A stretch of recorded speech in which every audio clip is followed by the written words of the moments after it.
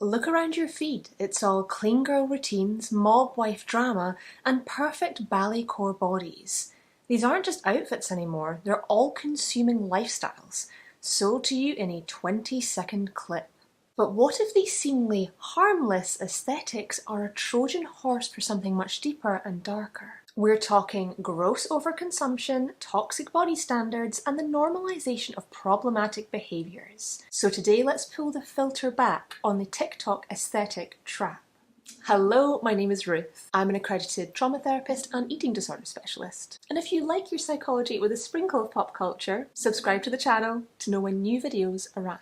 Let's start with the aesthetics that promise perfection through products. The clean girl aesthetic, the flawless skin, the slick back bun, and the effortless makeup. It sounds simple, right? Wrong. The reality is a £200 skincare routine, a £50 water bottle, and a very specific £70 moisturiser. It's a relentless, curated performance of wealth masking as minimalism. And then there's old money. It doesn't ask you to look rich, it asks you to perform a decades-long pedigree. This aesthetic is the ultimate exercise in gross overconsumption. It drives us to spend money on products with a specific luxury logo, or a certain timeless appeal, quiet luxury. It sells you the lie that if you buy enough of these right things, you can buy your way into a higher social class. It's the paradox that you need to spend all of your money to look like you have money. The core issue? These aesthetics commodify well-being and status,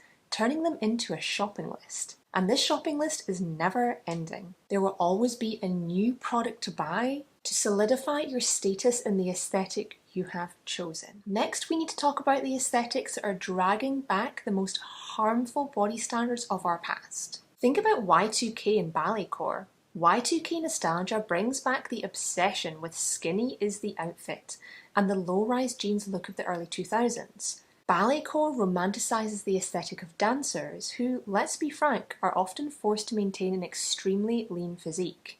This is diet culture wrapped in a silk ribbon. But the pressures don't stop there. Look at the baddie or bimbo-core aesthetics. The level of high glam required often encourages large amounts of cosmetic filler, major surgical procedures like breast augmentations or the often fatal BBLs, veneers for a perfect, often blindingly white smile, and the universal aesthetic requirement, Botox from a disturbingly young age. This isn't about personal choice. It's a cultural expectation where digital filters and highly edited celebrity bodies set an impossible standard that can only be achieved through expensive, painful, and deeply unnecessary procedures. The price of participation is high, both financially and physically. But it's not just about what you wear or how you look. Some aesthetics are normalizing genuinely problematic behaviours. Take the viral sensation, the mob wife aesthetic. Beyond the fun of the faux fur and the bold lipstick, this trend draws on tropes that fundamentally normalise toxic relationships. In real life and on screen, the mob wife is typically glamorous, yes, of course, but she's also defined by her loyalty to a powerful, controlling and often dangerous man. Ironically, many retired real-life mob wives have come forward in an attempt to debunk the aesthetic and trope and share how truly traumatizing their lives actually were. The dark truth behind mob wife makeup. Social media is going crazy over the mob wife look. Of course we are.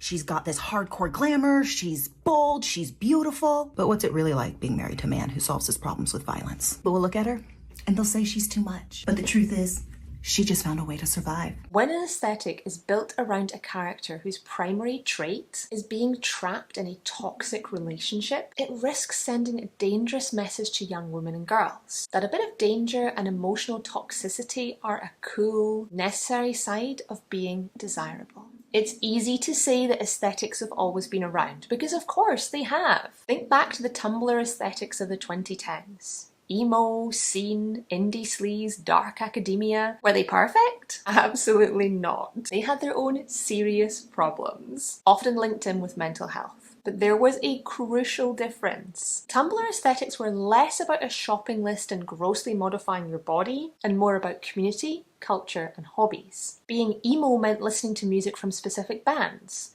drawing, writing poetry, going to gigs, and being part of forum discussions. Being dark academia involved reading specific books and engaging with history culturally in your hobbies and interests. The aesthetic was a visual result of shared culture. TikTok aesthetics, by contrast, are simply a performance. They're empty and hollow. They're a list of things to buy and a checklist of procedures to get to achieve a temporary beauty standard. An algorithm-approved look.